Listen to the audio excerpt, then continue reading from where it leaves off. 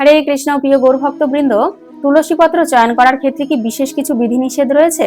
আজকের এই ভিডিওতে আমি বিস্তারিত আলোচনা করব শাস্ত্রীয় সিদ্ধান্ত অনুযায়ী কি কি বিধিনিষেধ রয়েছে এই তুলসী পত্র চয়ন করার ক্ষেত্রে।